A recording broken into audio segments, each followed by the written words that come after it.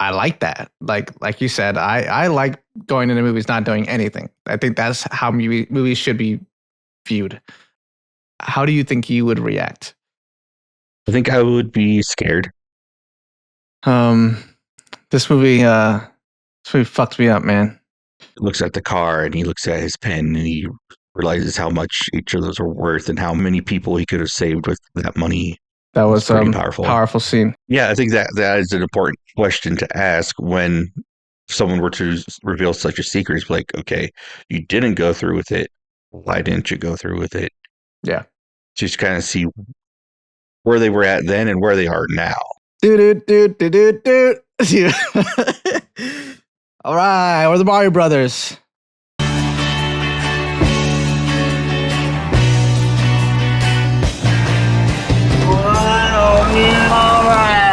Oh, Christ. How you doing?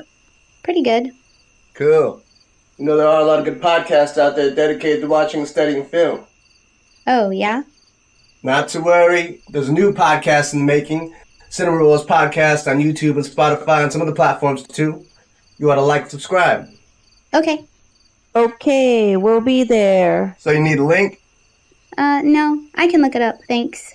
Yeah, well listen, you ought to ditch the two geeks in the car with now and get in with us, but don't worry, we'll talk about that later. I'll see you later, alright? Bye. I love those Latinas, man. Hey, I know you. You run the podcast before.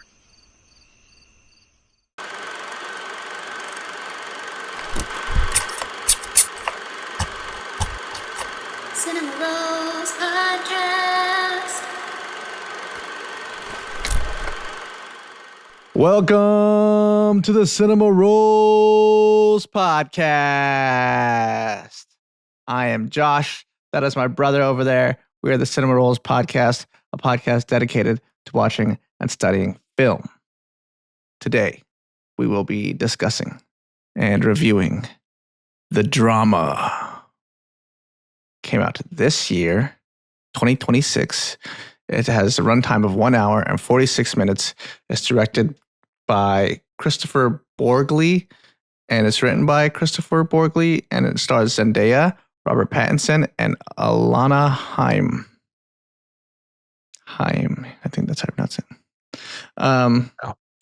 But do you want to go ahead and give them a synopsis, brother? Yes. So it's about a couple that are engaged, and upon figuring out what they're going to do for their wedding, like events leading up to the wedding, a secret is revealed that kind of causes some drama. Yeah. Yeah, I was wondering too during your synopsis if you're gonna give the drama away. No. They didn't give it away in the trailer, so I shouldn't give it away in the synopsis. I love that it was marketed that way. I'll get into that later. But what did you think about this movie? Well, I'm fresh out the theater. Yeah. Yeah, like literally got home like 45 minutes ago. But I enjoyed it. Again, like I said, they buried the lead, right? Like, if you went into this expecting just like a normal like romance, like drama, possible thriller, maybe, you're going to be in for a bit of a surprise. Because I don't think they really. Yeah, I don't think it's in the trailers. It's like at all like shown in any way or implied of what the character's dark secret is, which is cool because I like being surprised when I see a movie. And yeah, other than that, it was really good. Rob Pattinson and Zendaya, both great actors. Yeah, great leads. Yeah, and the supporting cast is good too. It's not like a huge cast, but like there's a few of the people that they interact with pretty often. I think they did a good job. And yeah, I think it's a normal way to react to hearing that if someone were to tell you such a thing, you would expect people to react to that kind of way, right? Yeah. Um, yeah. So, yeah, I don't know if I want to say what it is right now, but it's good. I was curious because when I went in, I saw mostly couples that went in to see the movie, and then like groups of ladies. Uh, so I'm curious to to know what they thought. Right. I don't think it's what they were expecting, you know. Mhm. Um, but yeah, it was good. I would recommend it to people. What did you think? I really liked it. I really liked this movie. It was uh, darker than I thought it was going to be, Mhm. and I like that. Like you said, I like going into movies not doing anything. I think that's how movies should be viewed. I hate when the trailers give away too much. There's so many times, especially nowadays, where I'll see a trailer and I was like, "Well, I don't think I even need to see that fucking movie. I know the whole thing already." Right. You know what I mean? Yeah. But I love the way this movie was marketed. It didn't give away the drama at all. It lets you it lets you know that there's something going on. The trailers and everything was very mysterious, very ambiguous, and it lets you know that there's some underlying things happening. And I think that's actually what made people go to the theater to see what was going on. I mean, they wanted to know what the drama was. You know what I mean? And yeah, I think it's hard to really talk about this movie without giving away the spoilers. I'm try to review it without doing that right now. Maybe we could talk about it in a little bit, but yeah, it's I think it's a very good twist on a rom-com. It feels very fresh and very new, and it feels it doesn't even feel like a rom-com, but it is kind of a rom-com. Yeah. It's just a little bit darker of a rom-com. And I love the way this movie is edited. I like that a lot of the scenes are heavy on the conversation and heavy on the dialogue. And in order to make it more interesting, they have like all these like kind of quick flashbacks and little references of their past as they're telling stories or whatever, kind of flash in, or even when there's it's very experimental at times where like it's there's a scene specifically where Zendaya's character is kind of the next morning after she reveals her secret, she's trying to kind of figure out herself and figure out where her partner now stands in their relationship. And she it has a quick cut of how she would like the conversation to go, with some reassurance and some oh, I still love you kind of thing. It's all good, no worries. Like, so, and it's very fast. It's almost so fast that you don't even realize that it's happening. But it has very quick cuts in there of what she would how she would prefer the conversation would go. But then it kind of goes back to reality. And it has a lot of different things like that in it. And I think that's very experimental. You don't really see that a lot. And I like that I like that this movie does that. It's willing to kind of play with different narrative techniques, you know? So it's cool. Very cool movie. It did a really good job of kind of revealing these characters' pasts and secrets, kind of sometimes all at once, but also like kind of more so how they dealt with those things was kind of more of a slow build to the climax, and that was really good because then when the climax came, you really felt the drama. You know what I mean? Yeah, so every all around, it's very good. It's very well written. It's very well made, and yeah, it was good. I think it's gonna have a lot of people conversing. And I think this movie is kind of meant.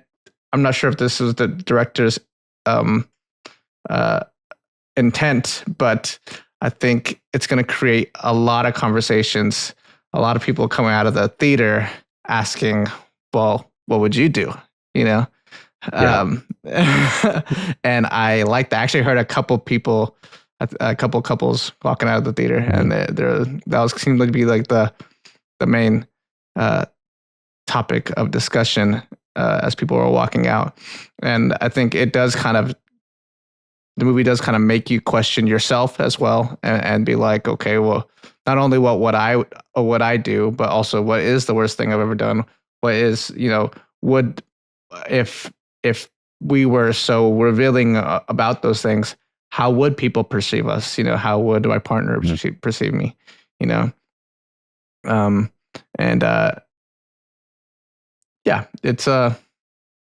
I think it's a good conversation starter and a very dangerous one at the same time, which this movie is very good at displaying.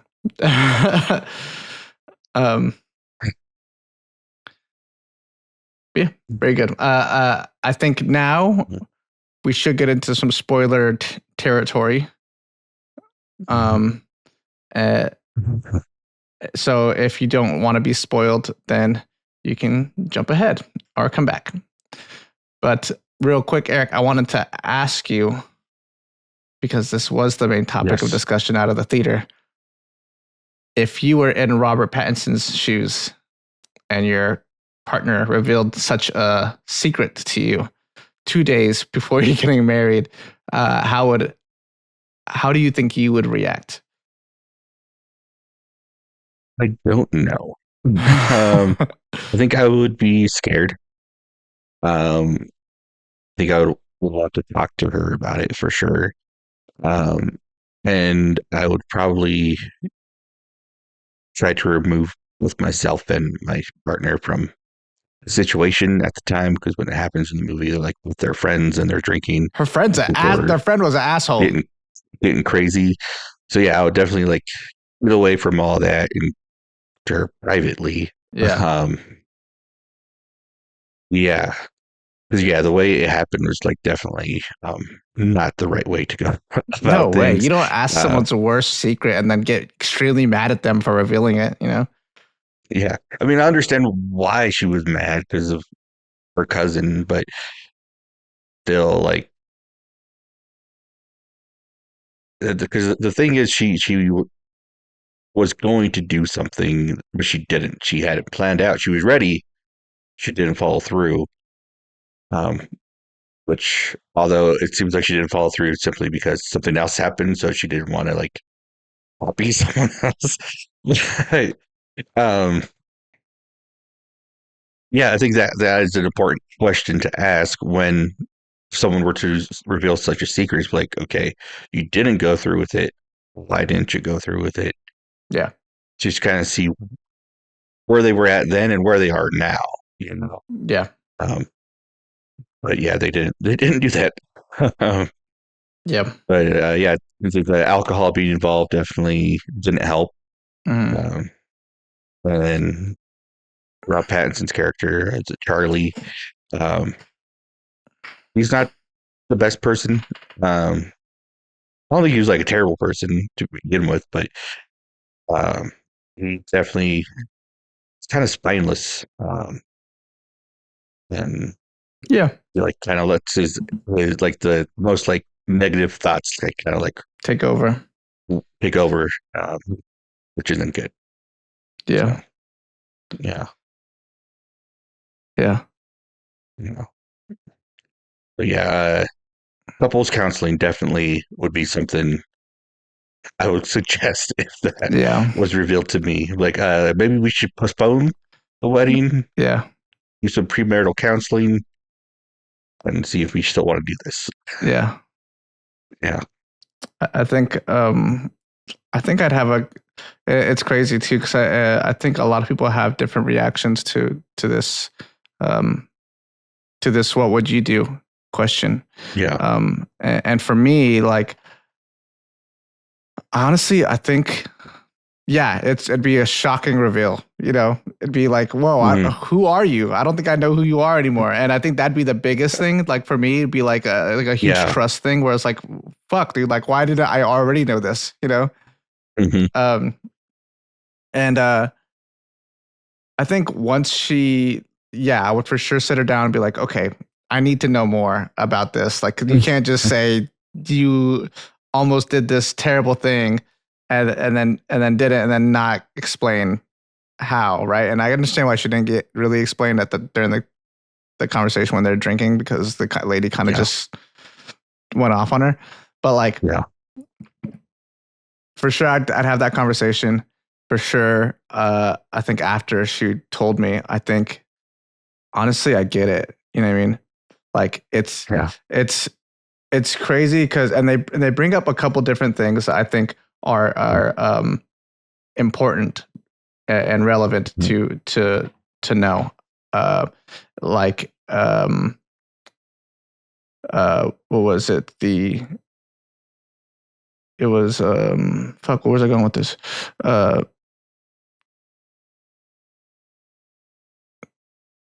Her environment, right?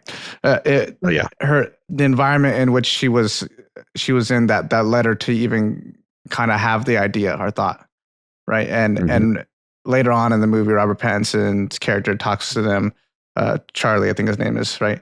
And he talks to his friends, and he's like, "Well, there's this whole culture here in America where you guys do this thing called mass shootings, and it's being someone that went to school, to a school that was a part of probably the most famous school shooting. I have seen so many people glamorize and romanticize that tragic event. And you, as a sane person, you go, how could somebody ever, right? No. And as an empathetic person, you go, you question, okay, like he did with her, how do you get to that point? And from what I remember seeing when I was in high school with some kids that glamorized those two shooters at Columbine, they were kids that, like, they were also bullied. I mean, it doesn't, like I said, this doesn't justify anything, but they were also bullied. And when you see stuff, certain things on the internet, like especially specifically YouTube at the time, that are kind of editing these videos to make them seem like heroes, right? And as a young kid who is bullied, has pent up rage, has no way to express this pent up rage, and you find a like-minded community that are glamorizing this thing that to you seems like a place of acceptance and a place of like something that's cool, right? It's perceived as cool and edgy, right? There's kids that fall down that are easily influenced, and they're very naive, and they fall down that rabbit hole very easily. And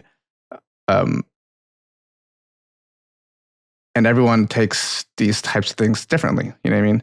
There's some people who will get bullied and they'll never even think of that. You know what I mean? But there's some people who get bullied and they do have this pent up rage. They do have this glamorization of revenge.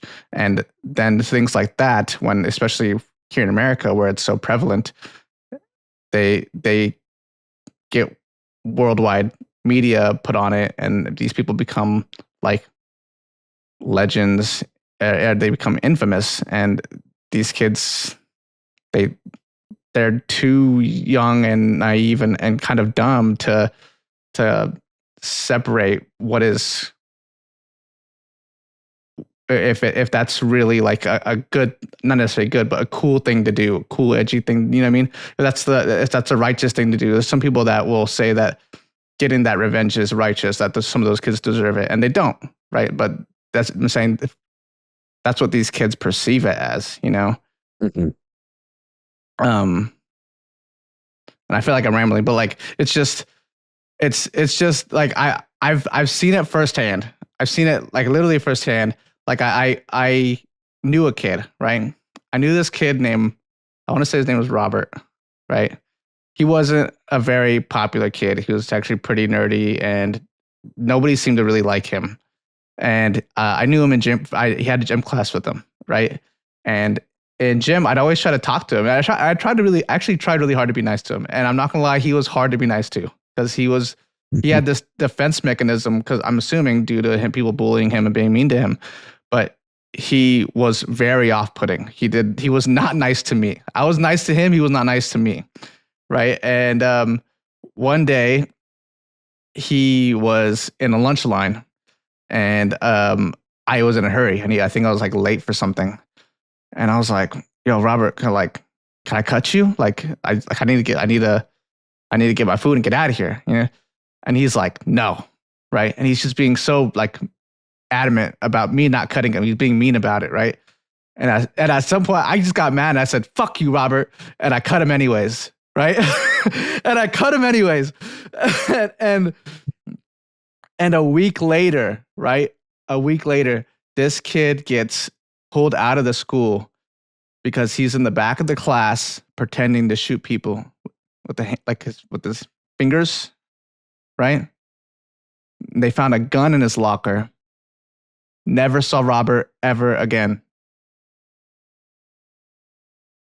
Right? I was probably on the hit list. I'm not gonna lie. I cut him a week before.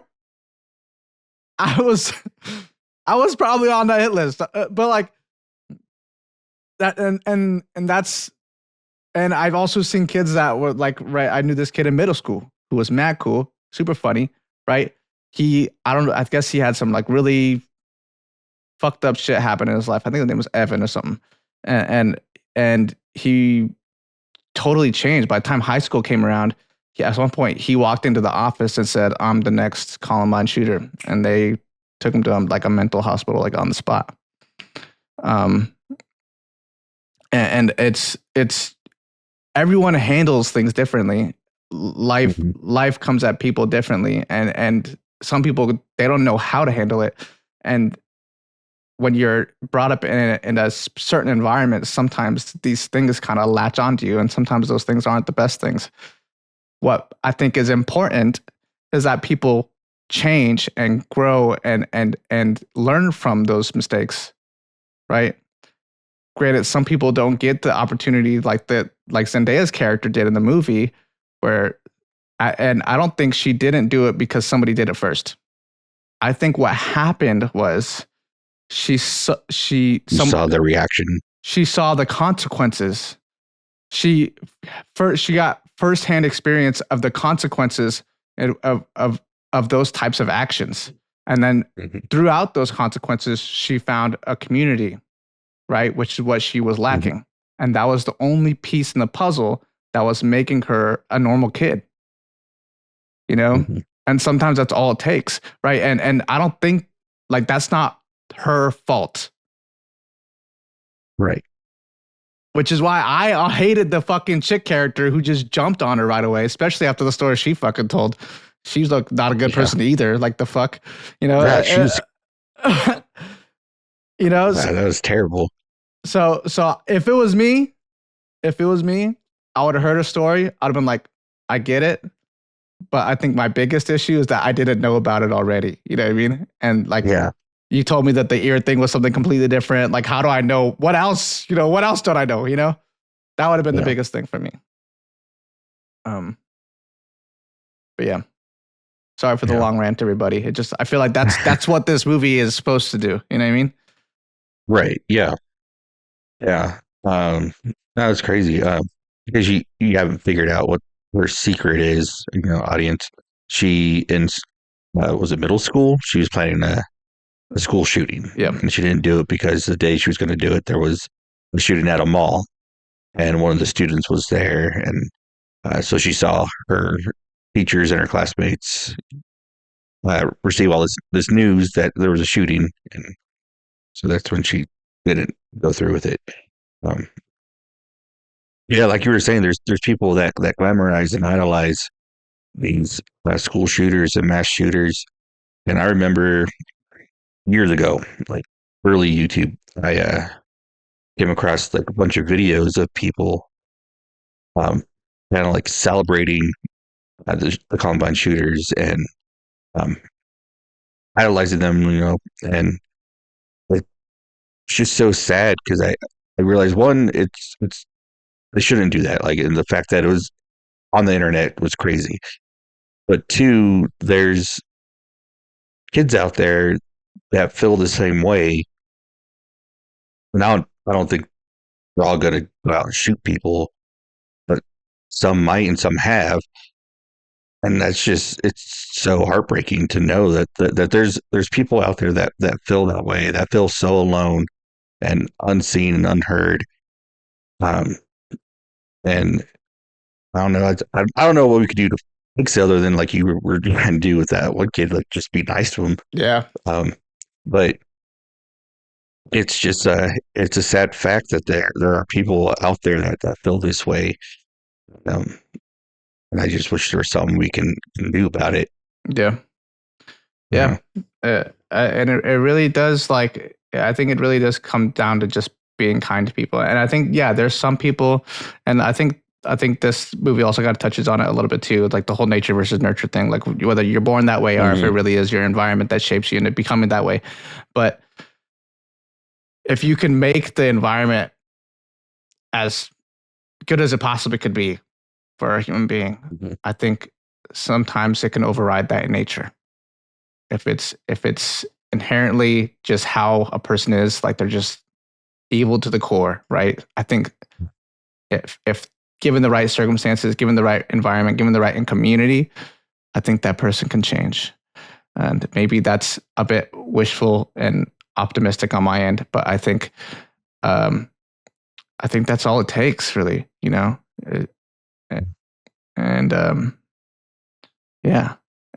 This movie shows that very well too. When that person finally is like, "Hey, you want to like do this thing with me?" She's like, "Oh well, what the fuck? Did I just make a friend?" Like, and that's all she needed.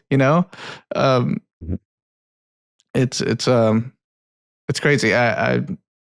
One last little story. I was at the gym the other day, and there was this old guy in the locker room, and he wasn't the nicest looking person. Like he was not a very appealing man to look at.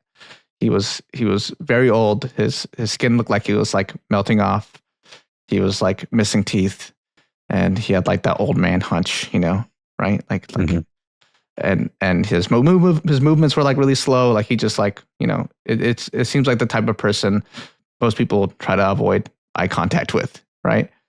And I'm in the locker room, and he's sitting in front of the locker I need to get into. So I was like, "Hey, excuse me, sir, I need to just get right by you." And I got my bag out, and he starts talking to me. And I talk to everybody. I don't care who you are. So I'm talking to him, and he just seems like really grateful that I stopped to have a conversation with him. He introduced himself to me. His name's Gary. Nice guy. And I had to go because I had to go back to work. My gym sessions are really quick because I go on my lunch break. And so I was like, "Hey, sorry, Gary, I gotta get going to work, but it was nice meeting you, And he was like, "Nice meeting you too," right? And I could tell he was just genuinely happy that someone stopped to talk to him. And I kind of had this epiphany, and it's not really epiphany. I feel like something I knew, but it just kind of had a moment of limelight. And I called Natalie, and I was like, like, I think there's people out there, right, that they want to be acknowledged. They just want to be by somebody. They just want somebody to stop and look them in the eye and say, "Hey, like, I see you, buddy." And that's it. And you can't save everybody, right? There's so many people out there that need help, and you can't save everyone. the Buckapool movie we had actually kind of talks about this as well, but I won't get into it because I know you haven't watched it yet. But you can't save everybody, but I think the least you could do is take a moment of your time, be kind, and acknowledge someone's existence. And oddly enough, that might be enough to save them. I worked at the call center. I had a lot of conversations with people, mostly older people, who I could tell just wanted to talk to someone. Like they just needed to tell someone about their day or what was going on. And I would always listen to them. Like I know, like we need to tell them, you owe your money, pay it, or you can't pay it. Okay, whatever, move on. But yeah, I could always tell that it was just someone who just wanted to talk to someone, even if it was just for a few minutes. And so I would always just listen to them, because it made no difference to me. And you're just eating up my time, and that's cool with me. Yeah, it's just like it didn't hurt to hear them out, be kind, listen to them.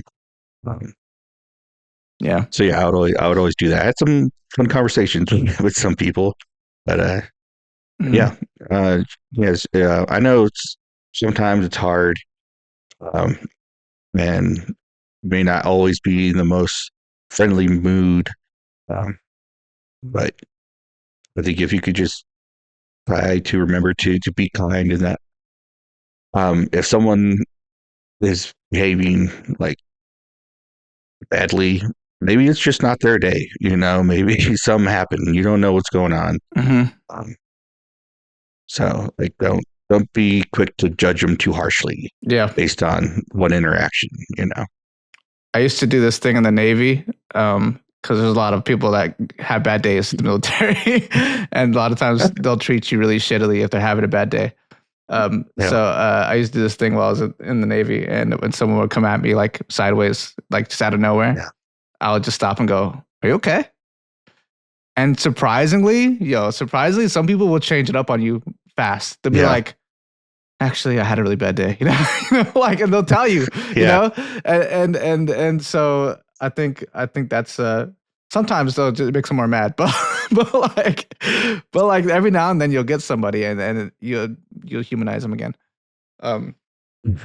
But anyways, I don't want to get too off topic. This movie, I think does a really good job of shining some limelight on that kind of situation, and I think it's something that I'm honestly surprised we don't have more movies and topics like this coming out or in America in general. You know what I mean? Mass shootings are like so prevalent here. It's like we really have like developed a culture for it, as sad as that is. And I think it needs to be explored and talked about more, if anything, but it's like you never see it immediately. It's almost like it's like a taboo topic. Like they don't want to talk about it, Yeah, I don't think. I think there might have been some like low independent films, but I think for the most part, movies based on mass shootings aren't really a thing. And I don't know, it's out of respect for the families and stuff. But like you said, you have to Columbine. We live close to it. There's always something going on with that school. Either someone wanting to make a movie. I think they did a video game based on it at one point. So people are always getting upset. And not to say that it shouldn't be. It's their loved ones that were in the actual thing that happened. I understand. But I think also if there's someone that's willing to explore that topic, you should at least hear them out and hear what they're going to do with their project.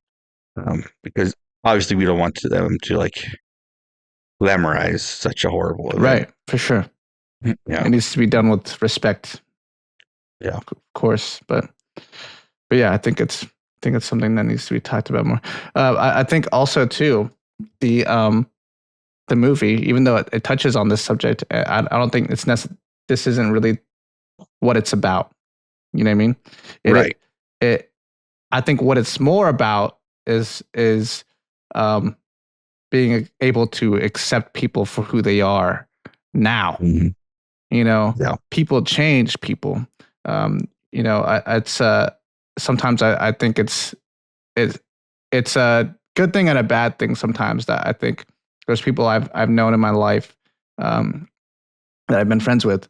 They have a version of me in their head. Like they're always gonna remember a version of me, right? And when they view me, and they see me on Facebook and see me on Instagram, whatever, they probably still see that kid that they once knew, right? Because that's the last time they really knew me, But I'm not, I'm a completely different person now, and so like it's weird sometimes when I go back home to Colorado and I talk to some of my old friends.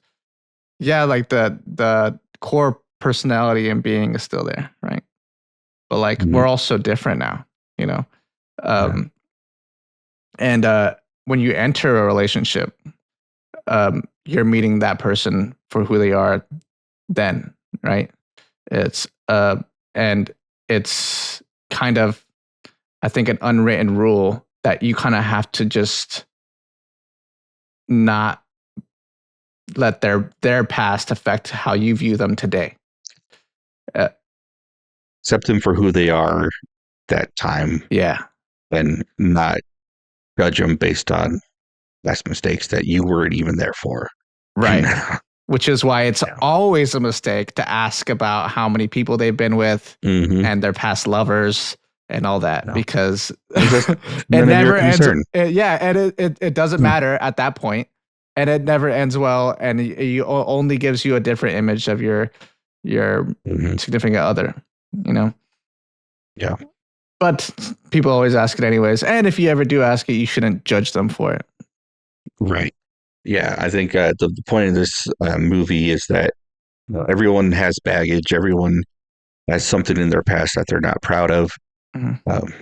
And when you love someone, when you commit to them, they're getting married, they're committing to that person, to who they are, and their mistakes that they've made in the past.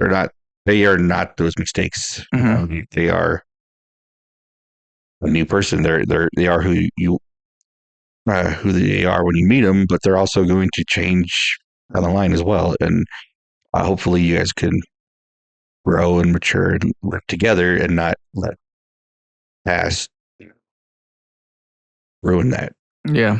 You gotta do what Timon says in Lion King. You gotta put the past in your pants. You gotta put the past behind you. But yeah, I think for sure it could have been anything. It could have been anything she did in her past. I think that was just probably the thing that they decided to land on because it is prevalent in America, and I'm sure I feel like sometimes I like to do this where I try to kind of figure out how they came up with the idea for the script, and that part where Robert Pattinson is talking to his friends and he's talking about the culture here in America of school shootings and mass shootings, and he was saying that he's like, imagine how many people have thought about it. Imagine how many people have considered it. How many people have planned it and never went through with it. It's probably way more than you think. And it's true. It is probably way more than you think. I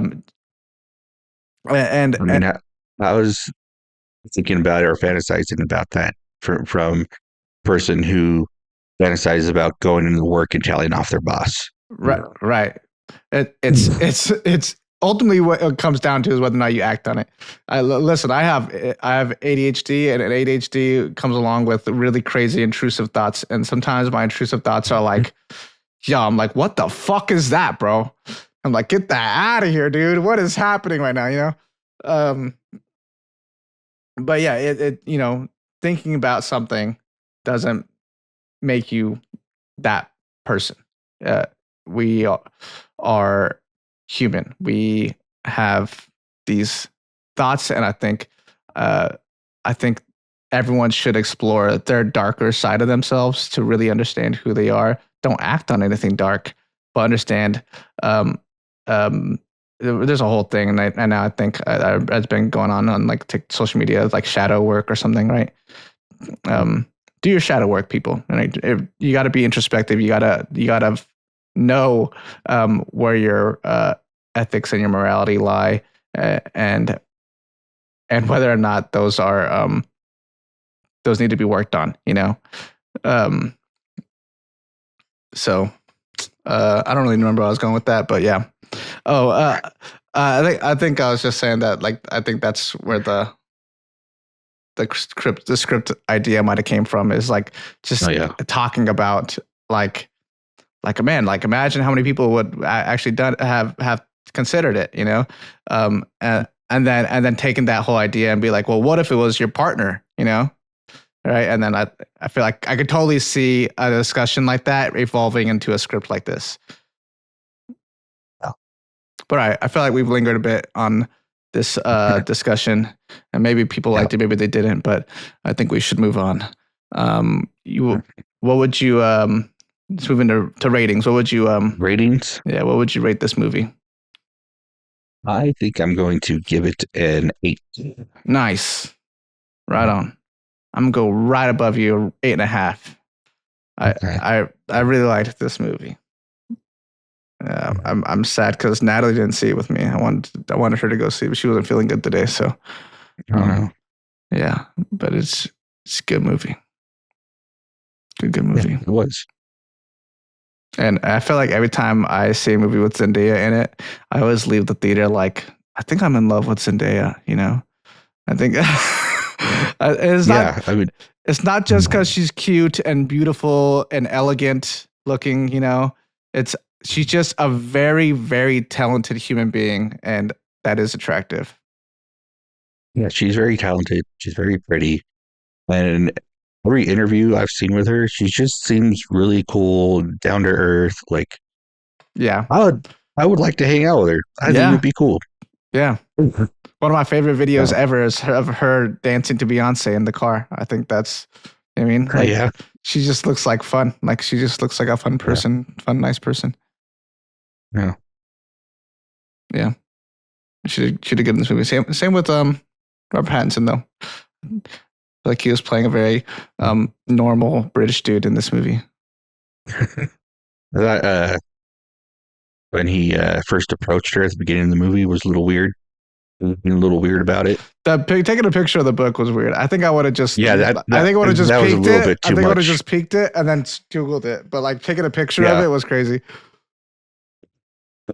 It's funny because I feel like that whole thing where he talks to her, that happens to me at the gym sometimes because everyone has their headphones in, and I'll try to talk to somebody and they're just like, and I'm like, hey, and once you start the whole hey thing, right, and you can't get there, you have to follow through with it.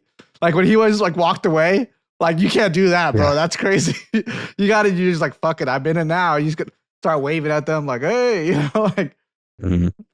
Yeah. But yeah, I've done that a couple times. All right, let's move into some fun facts. Yeah? Fun facts. Yeah. Like I said, I don't have a lot, but there's a few interesting things, I guess. First off, the scene where, like, they tell the secrets. They were doing like wine tasting for the wedding. The wine was grapefruit juice. Is what the wine. Nice. And then Zendaya had a stunt guy following her in that scene with a puke tank. Oh, or the vomit when she ultimately throws up. Yeah. And then the puke was also grapefruit juice. Oh, nice. Yeah, I guess it makes sense to have them drinking grapefruit. You don't want them getting fucked up. No. Although also, wine's expensive. Said that they were drinking that like all day for like 9 hours, and they were at the end of the day they were kind of like loopy, like seemed like they were drunk, but they weren't. Yeah. It's what do they call it when they give you the fake pills? Placebos. Placebo. Yeah, it was a placebo. Yeah. Zendaya has never been invited to a wedding, according to her. What? Zendaya can come to my wedding. I'll invite her. Yeah, invite her. Invite Tom too. Hell yeah. Tom seems cool too. Yeah. And then last thing I have here, Rob Pattinson say that he was from Denver when auditioning. Just so people would think he's American or what? Yeah, so that when he did his British accent and was, on point, they were like, "Oh, he could do a British accent." So that's kind of smart, actually. That's kind of smart. That's dope. Yeah, I couldn't get a lot. I figured you wouldn't have a lot of time to get some, so I pulled some up here on Google, and I did watch a couple interviews, but it was hard to find any information out of those. A lot of those are like them promoting the movie, and it was like silly things like, "How well do you know Zendaya?" And like it was Robert Pattinson was like, "I don't really know her that well." He like they've done 3 movies together like this year. Yeah. She was asking like hella questions like, "What is my full name?" And he was like, I don't know. I actually learned her full name recently. I don't remember. I guess it's kind of long. Yeah, I think it's actually 4 names. She has like 2 last names or something. Yeah. Yeah. But Zendaya chased this role. I guess it was a highly interested project for her. She called the script a page turner, and it immediately grabbed her attention. So she wanted to be in this. And then Robert Pattinson, he introduced himself to the director Kristoffer Borgli at the Dream scenario premiere, and that ultimately paved the way for him getting casted. Apparently, the rehearsals were pretty intense. The cast and director spent 2 full weeks rehearsing before film began, which is unusual for this type of drama. Oh, and it was filmed in Boston. In town. Oh, also, too, if you're a A24 member, you got something like this. Oh, you got a wedding invite? Bomb. It's cool, huh? Nice. I guess it's backwards for you, though, huh? No, it might be backwards Looks later, but I could make it work. it's weird. You put like English backwards, and it just looks like German. But all right, there's more stuff on here, but I think that's enough for now. You want to get into some recommendations? Yeah.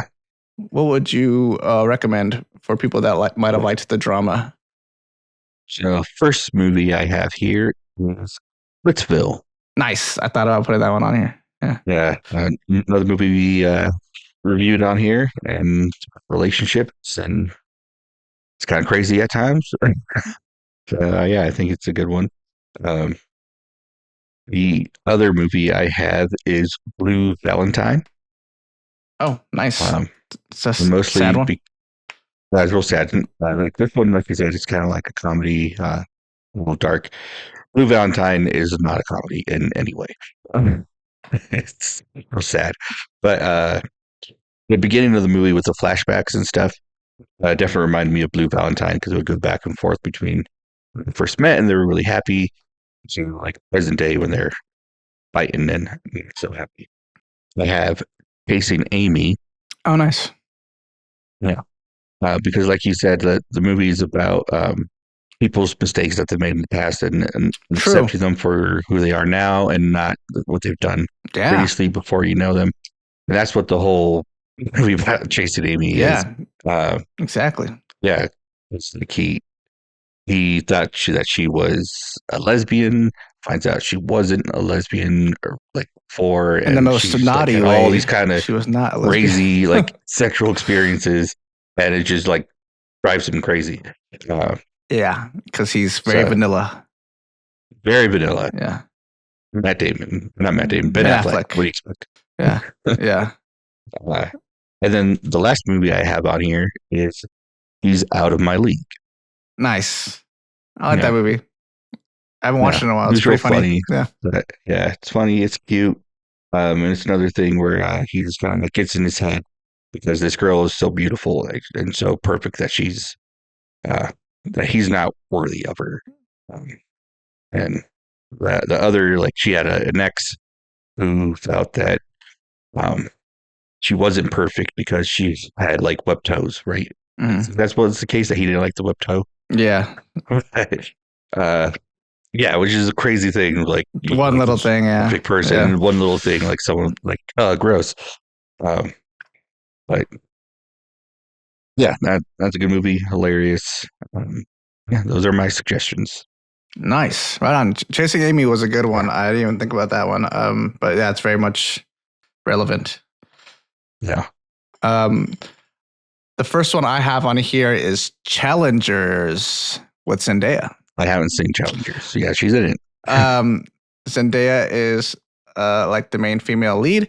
And I think this movie is a bit underrated. At least I think I don't know. Like I'm not on social media a ton. Like I only get on there to post our stuff and then I get off really. But like I don't think I really see anybody talk about this movie ever. I And think you're the only person I know that has seen it. yeah, so there you go. I think nobody watched it. I think it was marketed poorly. I think the way it was marketed, it seemed like it was like this hot, spicy, like tennis movie, right? And I guess it is kind of that, but it's not. You know, it more explores the relationship dynamic between these three really good tennis athletes. You know, and how their lives kind of intertwine romantically and competitively, and yeah, it's not a rom-com, but it's a drama that involves kind of like a very interesting relationship scenario that stars Zendaya. So that's why I put it on here. And like I said, underrated. People should go watch the movie. It's actually really good. I was actually surprised how much I liked this movie. I put it on as I think I was like home alone one day and I was like just bored and I was kind of tired. I was just like laying on the couch and I was like, I guess this movie, you know, like wanted to check this out. And then I ended up really liking it. I was like, what the fuck? Awesome. The next movie I have on here is We Need to Talk About Kevin. This movie is pretty interesting. It's pretty good. I only watched it one time, but I've been meaning to rewatch it for a while now. Has a young Ezra Miller in it before he went crazy. And Tilda Swinton's always great, and she plays his mother, and John C. Reilly plays his father, and he's kind of a interesting kid who kind of has like these school shooter vibes going on with him. And that's hence the title is called We Need to Talk About Kevin, because Ezra Miller's name is Kevin in the movie, and he's acting weird, you know. And it kind of follows Tilda Swinton and how she is kind of handling this son of hers who might be a fucking monster, you know. Yeah, this movie is pretty good, and I don't think people talk about it ever, so we need to talk about Kevin, and y'all should go check it out. This next movie I have on here is a bit of an unconventional rom-com, and it's one of my favorite unconventional rom-coms. It's called 500 Days of Summer. I know It's not about putting that one on here. Yeah, I know a lot of people know of this movie now. When it first came out, I feel like no one saw it. But after social media and all the TikTok edits and Instagram, I feel like everybody has now seen this movie, which I'm not complaining about. It's a great movie. I like it a lot. Natalie hates it. She hates summer? I think she just hates the fact that they don't really get together. Like it's kind of like a They don't belong together. it's yeah. I think she saw it as like, I don't know, to be quite honest. I don't know why she doesn't like. She doesn't. I remember I showed it to her and she just was like, "Fuck this movie." She didn't like it. But I love this movie. Yeah, if you haven't seen it, go check it out. Joseph Gordon-Levitt. He's one of my favorite actors. He's awesome, and this movie also too does a lot of like unconventional like film things and edits. Like one of my favorite sequences is when he goes to Summer's party that she invites him to, and it shows on one side of the screen, frame left, it has like his expectations, and frame right. It Yeah. has like reality, and it's vastly different, but so good. And it does a lot of like experimental stuff like that in it, and I love that. I love that in this movie. Saw an interview with him recently. He was talking about the movie and how so many people tell him how much that they hate summer, Yeah, and they ask if he feels the same way, and he's like, no, No. like he told him straight up like what she wanted, what she was expecting, and yeah. he's the one who kept pushing for more. He got it in his head that Yeah, that there was something there, but Wow. yeah, and I have a friend that literally just went through this. it's so tough. Yeah, it is. It's rough, but yeah, you gotta respect people for respect people's boundaries and wishes, and if they say like, hey, I just want to be friends, like that's what that is, dude. You know what I mean? And yeah, I think you're right, Eric. They just weren't meant to be like. There's some people that will push and push and be like, or like even in the movie In Time, right? Where he tries really hard to get with Margot Robbie, and Margot Robbie, yeah. he goes back in time multiple times to just try different ways to do it. It just never works out. But anyways, moving on. The next movie I have on here is another unconventional rom-com, I guess. I wouldn't even really call it a rom-com. It's more of like a psychological drama. But it is Eternal Sunshine of the Spotless Mind. One of my favorite movies of all time. So good. I think this is my favorite role with Jim Carrey. And this is another movie I think people all know about now. My friend Dylan showed this movie to me in high school, and I've loved it ever since. It's I don't want to go too much into it other than it's very good, and it's about a person who is going through some heartache and wants to remove that heartache by removing some memories, only to find out that those memories are near and dear to him. And it's so good. I don't want to go too much into it, but it's so good. It is. The next movie I have on here is a movie I haven't seen, but I want to watch. And it's so I have a different list on Letterboxd, right? And Letterboxd, you make a different list of movies. So for scripts that I'm writing, right, I put all the movies that are inspirations for that's like a script that I'm writing. So I have like multiple scripts that I'm writing. Each of those lists have different movies in it. And one of my lists, this movie is in it. And I haven't watched it, but I want to watch it. It's called Elephant. And it came out in 2003. It's a bit of a indie movie. It feels like a very like indie movie from the early 2000s. But it follows 7 ordinary kids, high school kids, on their daily routine throughout their high school life. Two of the kids that they follow end up being school shooters. So it came out like 4 years after Columbine happened, which I think Columbine's like the biggest influence in this movie. It's supposed to be pretty good. I haven't seen it, but I need to watch it because it's relevant to the script that I'm writing. I think I have seen this. I don't remember. I might have just seen the trailer, but I looked it up right now. It looks very familiar. That kid ended up going on to be in other things. I'm pretty sure I've seen him before. Anyways. All right. At this point, everyone, we would normally move on to our bucket pool movie, but similar to what I did last week, Eric forgot to watch the bucket pool movie, so we're going to give him a chance to watch that, and then we'll record that portion of the podcast, and we'll just edit it in as if it never happened. So you'll never know. Yep. So here is the bucket pool movie. And we're back with the bucket pool movie. Yeah.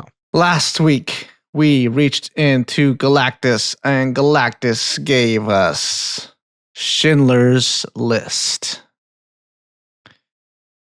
This movie was made in 1993. It's rated R. It has runtime of 3 hours and 15 minutes, and it's directed by the Steven Spielberg. And it's written by Thomas Keneally and Steven Zaillian, and it stars Liam Neeson, Ralph Fiennes. Rafe Fiennes. Rafe Fiennes. It's not Fiennes. Ralph? No, there's no L in it. Oh, it says L. It says Is there L. an L? Whether or not there's an L, it's Rafe. That's how he said it's pronounced. Okay, Rafe Fiennes, yeah? I think so, yeah. I don't know. Rafe, yeah. Rafe Fiennes and Ben Kingsley. Voldemort. Voldemort and Gandhi. Voldemort and Gandhi. and Qui-Gon Jinn. Yeah. What did you think about this movie, brother? I liked it. It was a very good movie. It was funny. I was seeing a friend said I was watching the movie, and she said, "Oh, well, what movie are you watching?" I said, "Schindler's List." And she's like, "No, Eric, you're supposed to watch something good." And I was like, "Is it not?" That's funny. But they said, "No, it's good. It's just really sad." I'm like, Yeah. But with how sad everyone said it was going to be, I was kind of surprised by how sad it wasn't. Though it is very sad, it's the Holocaust. It can't not be sad. But I guess I was expecting more or something to happen, especially when the women were sent to the living place and then went to Auschwitz. Yeah. Yeah. But they got him back. That was cool. And it was cool to see this character, Schindler, his progression from just pretty much being like a pretty selfish businessman to someone who's actually caring about these people. Yeah, I liked it. It's a good movie. Right on. This movie fucked me up, man. Yeah. This movie fucked me up. I was watching it before bed a couple nights ago, and before I had started it, my roommate came out and he was like, "Hey, we got this really good lemonade from a festival. You guys should try some. Maybe even make a mixed drink out of it." And I was like, sounds kind of good now. So I made myself like an alcoholic beverage with this lemonade, and then I started watching this movie. And then while I was watching this movie, the part where things start to really turn for the worst, where they start pretty much hunting them down in the ghetto, I was like just getting livid, bro. I was getting so mad. I was like, fuck the Nazis, man. Like, oh, like, you know? I was like, they're lucky I wasn't fucking there, bro. But yeah, I was getting really upset and to the point of tears. And then I realized it was mad late. Like, it was like past midnight. I was like, fuck, I still have to work tomorrow. So then I went to bed, and I think I had gotten like halfway through it, and then I watched the other half at work.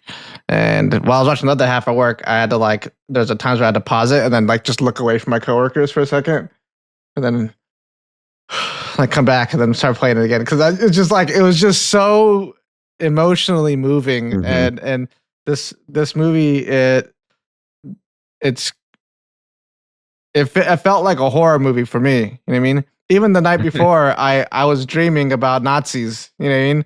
Like, to me, it was a horror. To me, this is one of the most horrific movies I think I've ever watched, and it's so horrific because it's based on something that actually happened. And it's probably one of the worst things ever. And I'm actually surprised with how much they actually showed in this film. With the amount of bodies that were stacked up and burned and the ashes from the human remains, and it was like, golly, like it was insane. And the little girl with the red coat, you know, like, yeah, it was had me fucked up. And it was really interesting to see Liam Neeson's character arc in this movie, because he really does kind of start this whole endeavor out of selfish reasons, and he's kind of reaping the spoils of war, and he doesn't really care too much about the his employees or workers that he's benefiting from. He just went there to make money. You know what I mean? Only to really find his humanity while doing so, because he's kind of an outside observer. You know, he's technically part of the Nazi party, but he's not like in the army or whatever, right? So he's not like a soldier. He doesn't have to report to anybody. He's just a businessman. And so when he is out on that cliff, hill or mountain or whatever he's on, and he sees, he's literally an outside observer, watching the horrors that are happening within the ghettos, and that is literally like his turning point. And he's like, he realizes that like he has the power to actually do something about it, and then he does. You know, these people, because they are human, and he is human, and he's working so closely with them, they pull on his heartstrings a couple times throughout the movie, and he rediscovers what it means to be a good person. And yeah, it was very, very good. It was a very good movie. I totally understand why this movie has 1.6 million reviews on IMDb and a 9-star rating out of 10. It's a pretty solid score. It's funny. I was on Letterboxd. I've been trying to record movies that I've been watching on Letterboxd, and I saw Aldo had reviewed. Our cousin Aldo reviewed the movie. He didn't put like a review. He just put like a rating, but he gave it a 3-star rating out of 5. And I was like, bro, what? That's crazy. This movie is so good. It's yeah, it is so emotionally moving, and it's to me, I think it is one of those works of art where it's a necessary piece of art. It has to exist, and it needs to stay in existence. It needs to be protected at all costs. Things like this, they show us where humanity has been, and it teaches us to never go back ever again. And if we erase it from history, then we might not fully learn our lesson. You know what I mean? So this is a very, very necessary piece of art. And for that alone, I don't think it's 3 stars out of 5. But yeah, and I like that Steven Spielberg went with the black and white. It makes it the girl with the red coat a lot more what's the word? Makes her stand out, I guess. But too, also, like whenever you look at pictures of World War II, they're almost always in black and white. And I think this movie being in black and white, it kind of feels like you're seeing actual footage, you know? Yeah. And yeah, I think that adds to me, at least, added to the horror. And yeah, and I think also too, with black and white films, you can play a lot with the light and the contrast of the composition, and get these really, really dark shadows and these really, really bright faces at times, or eyes, or whatever you're trying to get the audience to focus on. I think it's a good way to kind of set a theme for the movie, because it is kind of a battle of light and dark, good and evil, you know. But yeah, there's so much about it that I really loved. Rafe Fiennes was he was very good in a very scary way in this movie. Yeah. Yeah. Another person I heard talk about this movie said that it's scary how likable his character is, even though he's doing these, terrible things. He seems naive. Yeah, he does. He seems young and impressionable. I'm sure. I think Liam Neeson's character actually is able to get to him. Yeah, he did a little bit. He's like, I pardon you. Yeah. And I like that conversation between them where they're talking about power. And in a way that I think Liam Neeson's character Schindler, I think he is he's pretty spot on with that. You know, that is if you have someone's life in your hands and you decide to spare them and you're giving them life, that is like the power of God at that point. You know what I mean? Yeah. So it's power. You have anything else for this movie? When he's leaving, he's about to flee. Now he's the criminal, right? Because he was a Nazi, and I forget what else he said. When he looks at the car and he looks at his pen and he realizes how much each of those are worth and how many people he could have saved with that money. Mm-hmm. And he was eating himself over how many more people he could have saved if he had just given up more. Yeah. Yeah, that was pretty powerful scene for sure. Yeah. Because, yeah, I mean, I'd imagine, you know, in his position where he was actually able to save some people, and not even some people, he saves a lot of people, like thousands of lives. That's pretty crazy. But in that moment, I think, I think he just wishes he could have saved them all, you know, as many as possible, you know. Yeah.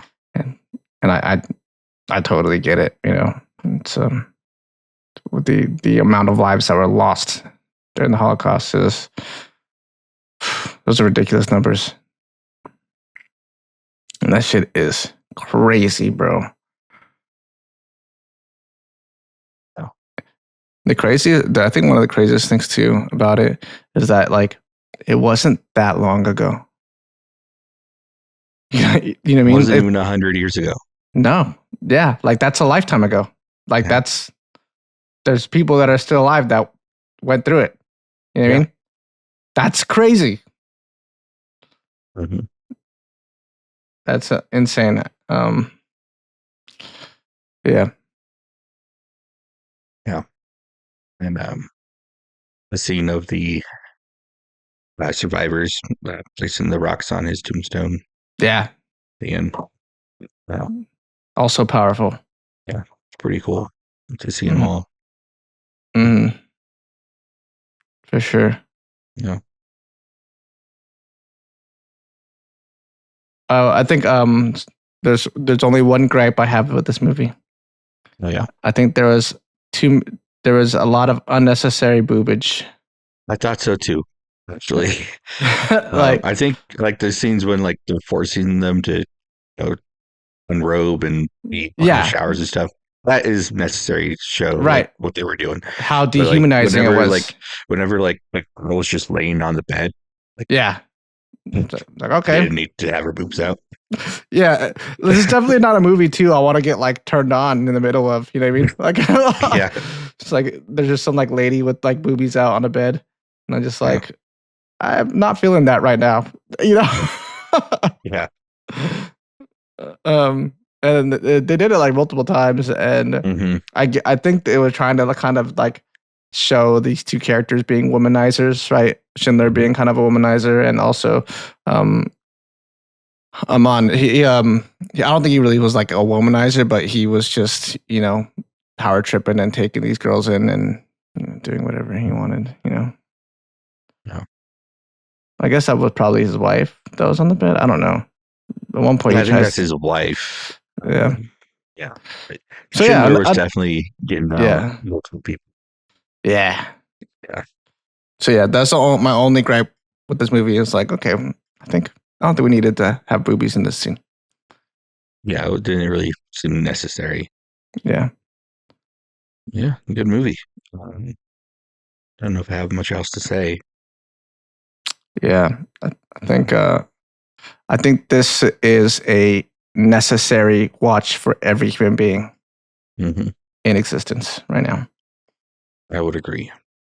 Oh, I guess if you're a child, maybe not. But like if you're old enough to obtain this information and view it for what it is, Like you need to 14 watch and it. older. Yeah, it's I would say. it's a necessary watch. Yeah. Required viewing for being a human. And that's it. I think that's all I have for this movie. All right. Let's go ahead and move to the bucket pool. The bucket pool. All right. Got the weight blade. That's Blade. Yeah. What's he doing there? He's just hanging out. Okay. Oh, born ready, motherfucker. There's only ever been one blade. All right. What did you give us, Galactus? Uh-oh. Before I used to get excited, and now I get kind of worried. I think you might like this one. It's Memento. I've been meaning to watch this movie for so long. I've never seen it. I've been meaning to watch it, and I haven't either. People talk about it like film movie algorithms. Like they talk about it all the time, and I always just like scroll past it really fast. I'm like, no spoilers, and I know there's like some kind of crazy twist in it, but I've managed to escape everything that's been said about it. So I don't know anything about it really. I just know it's called Memento. I just know there's a guy in it that looks like a B-list version of Brad Pitt. Cool. I'm excited. Yeah. Christopher Nolan. His early work, Early work, yeah. Hell yeah. That should be good. All right. And now, did you want to talk about the... Yeah, but I want to change first. Okay. Do.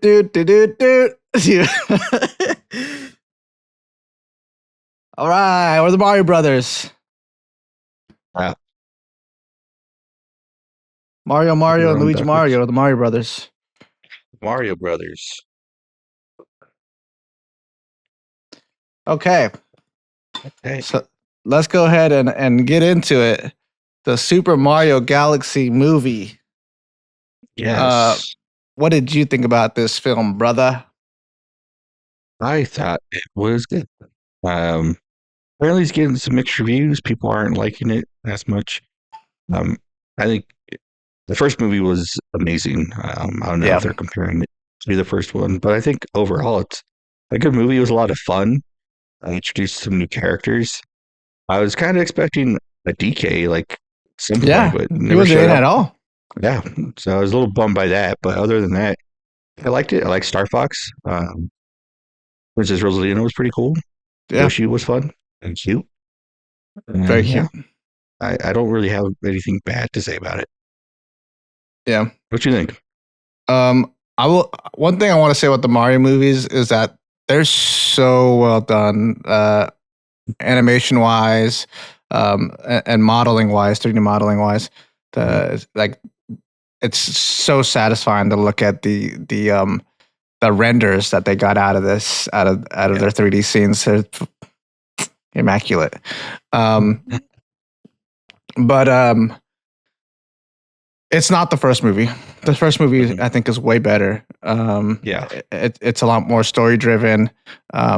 This one, it is fun and like I said, it looks really nice, but it feels like it really didn't really have a solid direction other than Rosalina's captured. We need to save her. And along the way, it was just like a chaotic mess. I think it was all over the place. And I think what it really is just a setup. They didn't really think too much about it. They wanted to add a lot into it just so they could set up future films. Yeah, which is kind of, I don't know. It feels a little what's the word when you're being preached to or sold something? Feels like an advertisement, I guess. Yeah.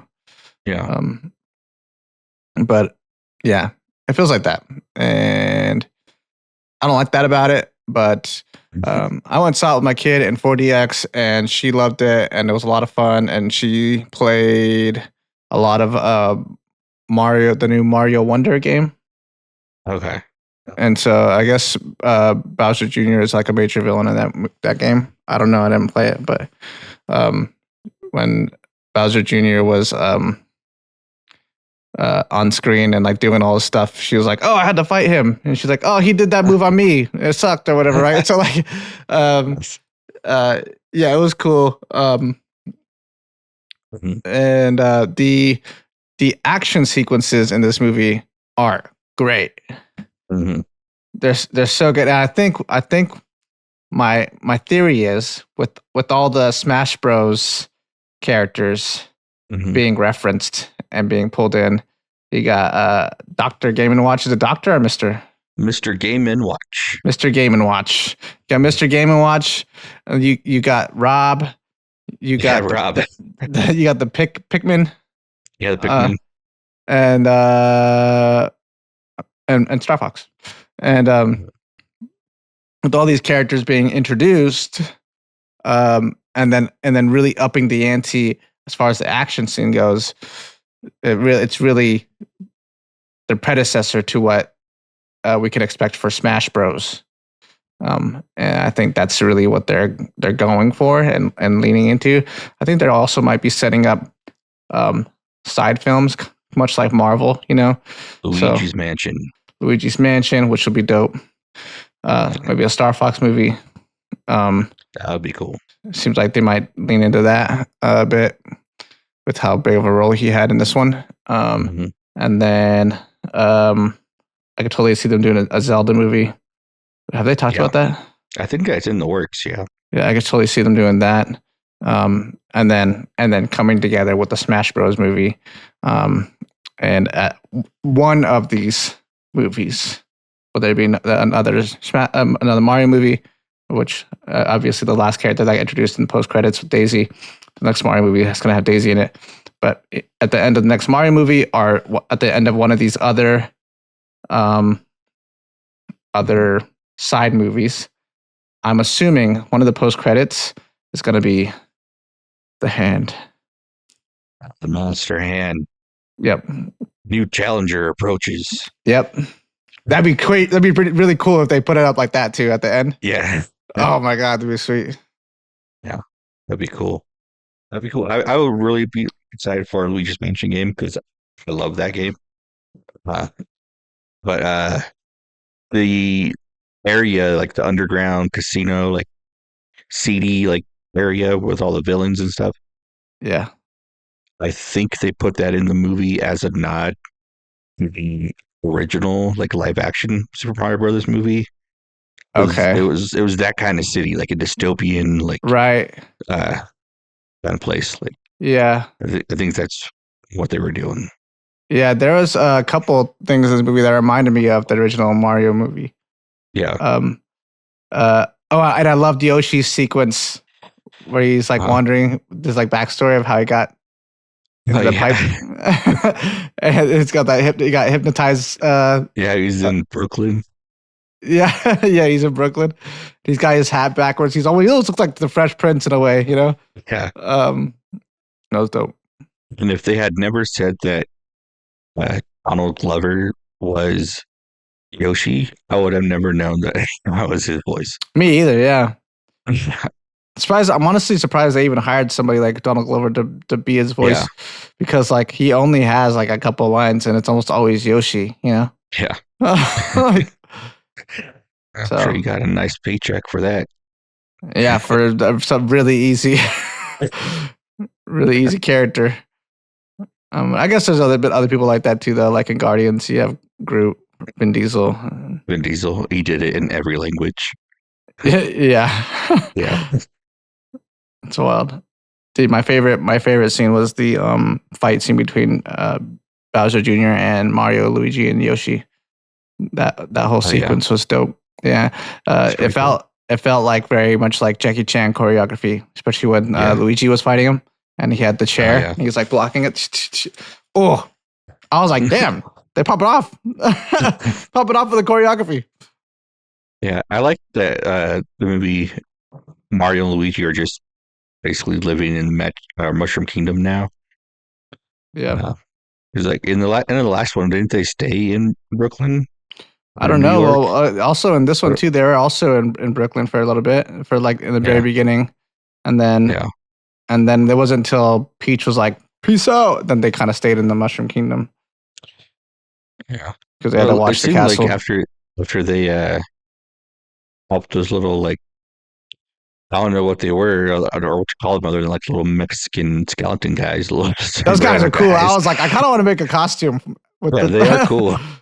But like after they like go to their home, which is a little mushroom in the Mushroom Kingdom that they're staying at. Yeah. So what? So is that room where they had Yoshi in? It just made it look like that Brooklyn apartment, I guess. It's just made to look like their old room from I don't know because it did look like that, but yeah, they pull up like their bikes to like a little mushroom house. Yeah, I know that whole little village with the little Mexican guys. That's like in one of the Mario games. I forget which one. I want to say it might have been Galaxy, but Yeah, I wouldn't know. I hadn't And seen them before. and I only know that because at one time I think I was just bored at Target and I started playing Mario Galaxy demo on the Switch, and that was one of the first places you had to go to. Oh, nice. Yeah, it wasn't as good as the first one, but like I said, I think it's just to set some stuff up. Oh yeah, it's set up. It was just a fun little in between film before we get something Yeah. cool. It's like Thor, like the first Thor movie, you know? Yeah, we just got to get through this to get to Avengers. Yeah, exactly. um, All right, well, cool. I guess that's it. I don't really have anything else. You have anything else? Yeah, I think that's it. Cool. All right. Cool.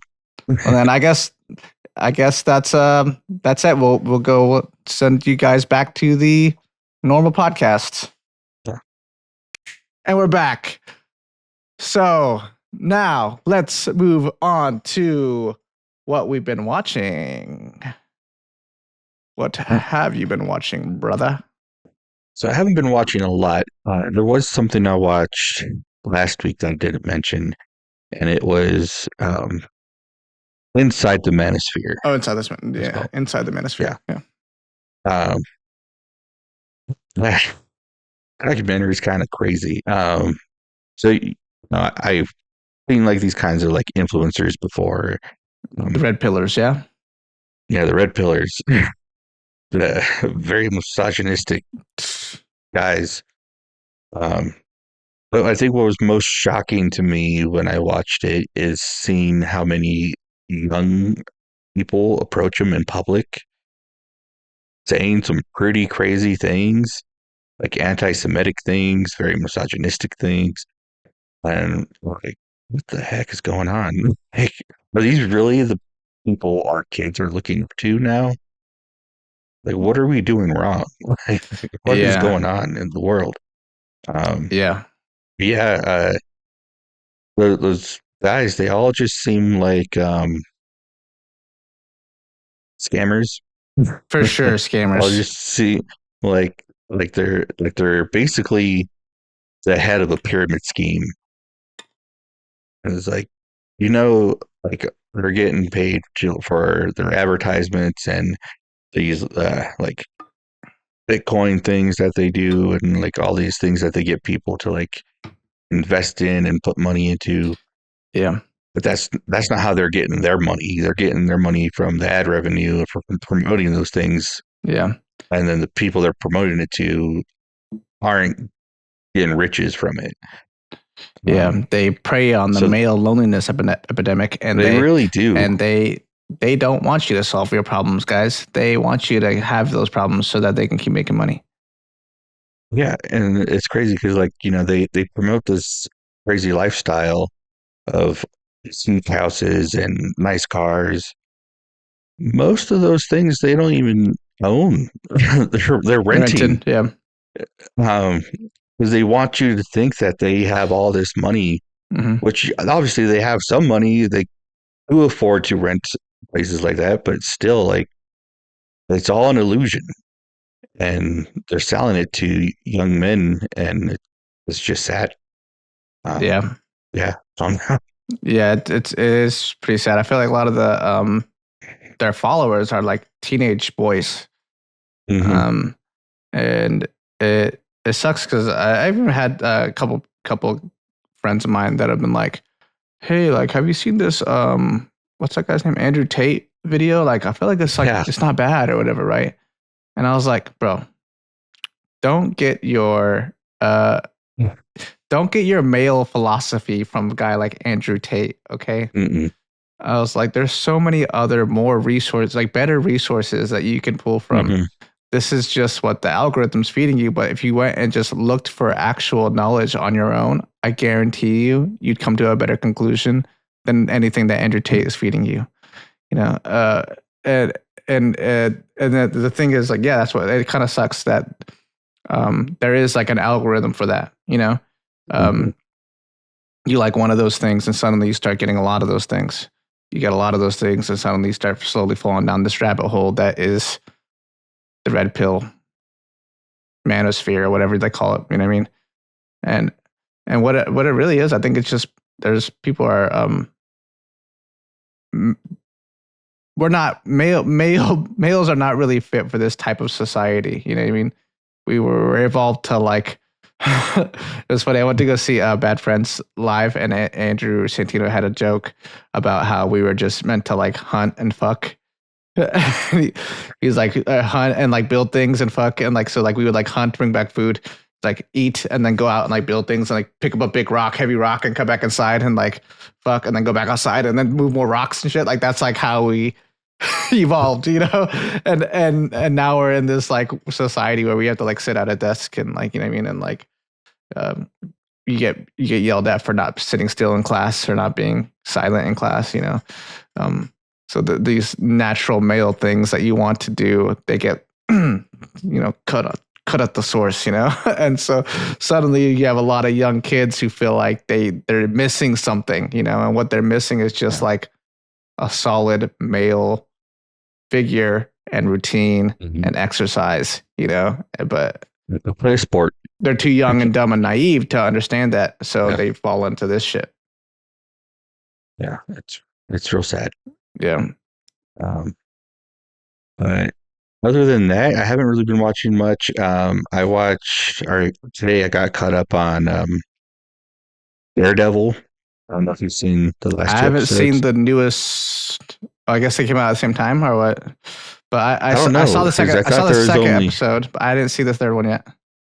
Yeah, I saw today that there was a third one. I was like, because I was behind, and then it's two more. So it's like, okay, but I watched both. Nice. But yeah, good show. Excited to see what comes next. Right on. Scrubs. Watched the new episode of Scrubs. Which I haven't talked much about Scrubs. I watch it every week. But Carla was only in the first episode, and then made her second appearance in this episode. So it was cool to see her again, but I kind of miss seeing her in every episode, like the old days. The new Scrubs? The new Scrubs, yeah. Oh, okay. Yeah. Dang, that sucks. But yeah, I guess she has some other show that she's in, so she can't like be in it full time. But I'm liking it so far. I actually kind of like starting to like the new interns that they've introduced. It's a good show. Right on. Right on. What have you been watching? Not much, to be quite honest. I watched a short film, which didn't really feel like a short film. It felt like a one episode thing. You know what I mean? On YouTube called, I think the YouTube channel is called Dust. Let me look this up real quick. My coworker Dustin, I guess this channel, they make like sci-fi short films. And the one I watched had what is that lady's name? Marissa Tomei. Had Marissa Tomei and Minnie Driver in it. And the short film is called Laboratory Conditions. And it was pretty cool. It felt like I'm guessing this is due to the budget. It felt like a those kind of crappy like law shows that are always on TV. Like what's that one that everyone likes? That one guy with the long hair is in it.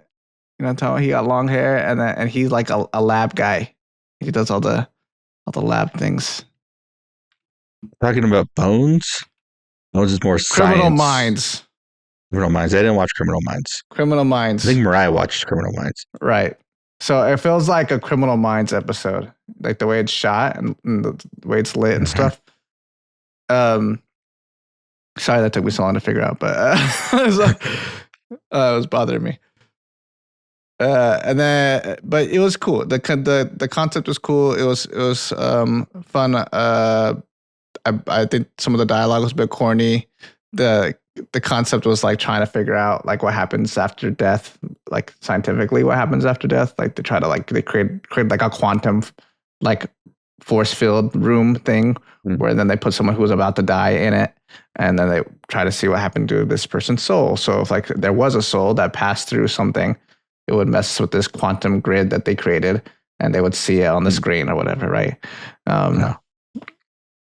But there was one character in the background that was like, when the guy was like about to die, she started singing. She was like, na na na na, hey hey hey, and then she was like this, goodbye. And I was like, okay, that's corny, bro. You don't got to do that. That's you're doing too much. And then when she saw like something in there, she like sang a different song. I think it was like a Grim Reaper type song. And I was like, I don't like this lady. She's not even a main character. She's like a background character just singing, I guess. I didn't like it. It was stupid. But other than that, it was cool. I liked the short film. There was something I watched. It was called Ark Exitus. Okay. And it's a short film that Johnny Young Bosch did. He starred in it or directed in it? Or what? He starred and directed. He starred, wrote, directed. I think he did the music too. Oh, wow. Yeah, he does the music, yeah. Yeah. It's like a little like sci-fi short action film, and Jason Narby is in it, the guy who played Skull. Guy who played Skull? And, in Power Rangers. Oh, okay. As in Bulk and Skull. Yeah, Yeah. And it wasn't bad. It was just like a 40-minute thing. It's like super like straightforward with the story and some action. The reason I watched it is because did that come out recently? That came out like a few years ago, I think. But he just did another one called Spades. Yeah. That hasn't like officially like been released anywhere that I could watch it yet. But the new one he did is film that he had originally wrote. I don't think Jason David Frank wrote it with him, but he wrote it like with Jason David Frank in mind, and he was going to be in it. And then things happened like between them, and Jason David Frank was like going with the Sun People to do Legend of the White Dragon. There's like all kinds of like dramas, but basically it's the script that Johnny and Bush written.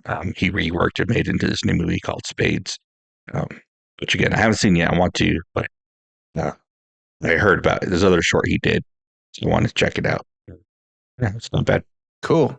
Yeah, I think I saw something recently, not that long ago. Maybe it was a couple years ago. Maybe when he was promoting it or something. I could have sworn I saw like a action scene where he was in it and like he got stabbed or something. And I think he does get stabbed. yeah, I don't know if I watched it or if I just saw like a teaser for it or something. But then I remember wanting to see it though because I like Johnny Young Bosch. Yeah, it's free on YouTube. Did you hear that the Legend of the White Dragon got a release date? Did you hear about that? I did. I saw it. What is the release date? I didn't look into it. August 28th. They went back and responded to two of my comments on Twitter. Oh, nice. What'd you say to them? Did you give them your peace of mind, Eric? I just was being a little snarky, I guess. One of them, I was just saying, when is this happening? It's been a while. And then the other one, it was your response to me saying, I'll believe this when I see it, like when I actually see it in theaters. And they're like, coming August 28th. But I think I said that like 2 years ago. Went back and commented on it. Dang. Yeah. Nice. Yeah, it's happening. I don't know if I'll actually be able to go to a theater to see it. The fans are thinking that it's only going to be released in like 2 theaters. So I'm hoping that's not the case. I'm hoping it does get a little bit wider of a release. Just I want to see his last film. I'm kind of sick of the guy who directed it. The Bad and the Sun guy. All his excuses. Why it hasn't come out yet. So. Yeah. Cool. Right on. Yeah. I guess that was a good segue into what's coming out, but I don't really know what else to talk about that's coming out. I want to say I saw a preview for something. How do you feel about this new Masters of the Universe movie? Well, like we've said before, I am not a Masters of the Universe fan. I didn't watch the show. I watched Kevin Smith's show because Kevin Smith that did it. I only watched the first season. I didn't mind that. I thought it was all right. There wasn't a whole lot of He-Man in that one. But honestly, this trailer, this new one, it looks fun. It looks interesting. I'm intrigued. I'll watch it. It looks like every other fucking movie to me. I mean, it does. I feel like, but I don't know. I feel like it would have been so fucking cool. Like it would have been like it would have been mad cool if they just used actual sets, made it look more like a dark fantasy from the 80s. That would have been better. Oh my God. That would have been. People are obsessed with dark fantasy aesthetics right now. That's like a whole trend. It's been a trend. You know what I mean? Lean into it. It's not like there's not a market for it. Did you see the trailer like for Backrooms? Not the teaser, but the actual trailer. It looks good. It looks good. Yeah, I'm actually pretty excited for it. Yeah. I'm interested to see what this kid did with it. He's only 19. Yeah, because he was a kid. It's pretty crazy. Yeah. Yeah. Wow. Doesn't that just make you feel like you're doing nothing with your life? Yeah, I'm doing absolutely nothing. 19-year-old got greenlit for a movie with a pretty solid budget. Yeah. That's crazy. And it's not like he needed the budget, He was already making these shorts on YouTube that were decent enough. They're doing great, yeah. Yeah. And so I'm sure, I don't know how much he paid for it, but I'm sure he didn't need a whole lot to make it. Yeah. It honestly is a genius fucking move to like, and I'm sure I wasn't like planned out this way, but it just worked out that way. But like him getting all this attention via YouTube and all these fans via YouTube. And then after accumulating all these views and subscribers and fans, then trying to make finish it the whole thing with the grandiose in a grandiose way by making a movie out of it. And when you have that many subscribers and followers and fans, I think it's pretty hard for any studio to be like, no, because there's already a market for it. You know what I mean? Also, it's pretty cool that these YouTube are making movies. Yeah, that's awesome. I think. I think it's awesome. I think it's a smart move from the studios because we've said before they're all out of ideas. So Mhm. why not go to people that are making stuff that people want to see? That have fresh ideas that already have like a little cult following already. Yeah. Yeah, for sure. Let's move on. You have any Mhm. final thoughts about the drama? Yes. The drama. What you got? So another theme in this movie was second chances. Because when you first meet, Diana like messes up trying to talk to her because she's deaf in one ear and she didn't hear him. And she notices him and he like starts acting all weird. She's like, well, let's just do it again. You want to do it again? So Yeah. she gave him a second chance to like introduce himself. Mhm. And then later on, after the secret's been revealed and they're trying to be intimate, but he couldn't Mhm. rise to the occasion. She's like, let's start over. Yeah, and so they're like doing like this little role play. So like she's obviously like giving a second chance because she was given a second chance, Yeah. essentially. Yeah. So I think that's cool. Mhm. And she's and then she's also also- looking for a second chance. You know what I mean? Yeah, she is. And then also the whole theme of like her having the secret that's hard for her partner to get past. She never actually did the thing. She thought about it. She planned it. And it's like driving him mad. Like he doesn't know what to do. He's like asking everyone about it. And then he tells his coworker who doesn't even seem like he likes her very much. And like he starts crying and then they start making out and he like almost sleeps with her, stops himself. Yeah. So now he's like done something similar that could like ruin their relationship. Yeah. So like I just think it's cool how they did that, like how he's judging her for something Yeah. she did, and now he's gone and done something as well. Yeah. For sure. I think also too, I think when you're talking about second chances, Mhm. at the end, right? They actually finally, which I was hoping the whole Yeah, time I was watching. exactly, I was yeah. like really hoping that, because throughout the movie, everyone's so critical of her, right? And just who I am and the way I carry myself with my own moral code, right? Everyone deserves a second chance, right? Everyone deserves, some empathy and some kind of understanding. And so I was hoping the movie was going to end with something good, like how it did, and it did, and Yeah. with the second chance and them starting over, and it was very cute, and I liked that a lot. The diner. Yeah, Yeah. very very cute. Yeah. And it's the same like role play that they were doing Yeah. earlier. Yeah. Yeah. And it was funny. The little made-up story you told about the baby. It was cute and funny. Yeah. And then too, what you're saying about how he goes through it, right? That there's a big hypocrisy theme in the movie, right? They all give their stories about the terrible things that they've done. The friend that's the most critical of her, I think, probably did the worst thing out of all of them. I would agree. And she's hypercritical of Zendaya's character, who didn't actually do anything, but considered something terrible. And then Robert Pattinson has his whole thing, right? And also too, I think the biggest example of this, and I think the whole reason this character was even in it was for this example, was when they see the DJ, they think they see the DJ smoking heroin, right? And it comes around full circle where Zendaya ends up being the person that confronts her. And you really see the hypocrisy there, because she's like, hey, we saw you doing it, right?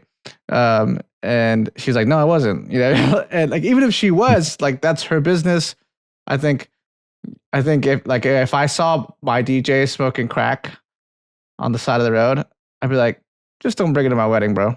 And we cool, you know. Like, don't be high on crack when you show up. You know, and then maybe offer them some help if they need it. More likely they'll say no because they want to keep smoking crack. But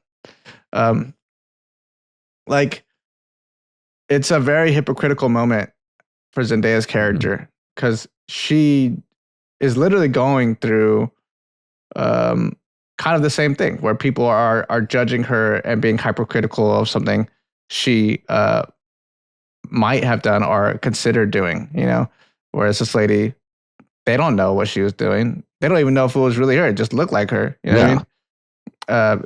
So yeah, big hypocrisy theme in this movie. And I think the reason why it's there is more so like to say like, hey, everyone has something. You know what I mean? Everyone's done something they're not proud of. Everyone's made mistakes. We're all human. Everyone's considered something probably pretty bad. You know, everyone's been confronted with situations where they probably didn't make the right choice, you know, but they do deserve a second chance. Earlier in the film, they were doing like flashbacks and stuff, but then after the secret's revealed, kind of getting glimpses of different things that each character is thinking of. And one of them is a scene at a wedding with like a bunch of bodies laying around. That part was crazy, yo. That was crazy. And I didn't know if that was like a flash forward of something that's about to happen. Mm-hmm. So when the wedding was happening, I was like waiting for something. I almost forgot like, that they put that in there. Yeah, and I wasn't necessarily thinking that Zendaya's character was going to do it, but I was like someone might come in and do something. Right. Like it might be that Rachel character. Yeah. Or it might be that girl's boyfriend that he almost slept with. Yeah. What's funny too is I don't know who. Is they kind of leaned into that a little bit when the dad was giving a speech and the DJ's thing goes off. Yeah, like right after he's talking about guns. Yeah. That's what I was talking about earlier too. Is like it's very experimental in that way, where like it had that, like it was very quick of like almost a quick flash of like maybe a dream, maybe something that might have happened in the future, maybe just something that Robert Pattinson's character is thinking about.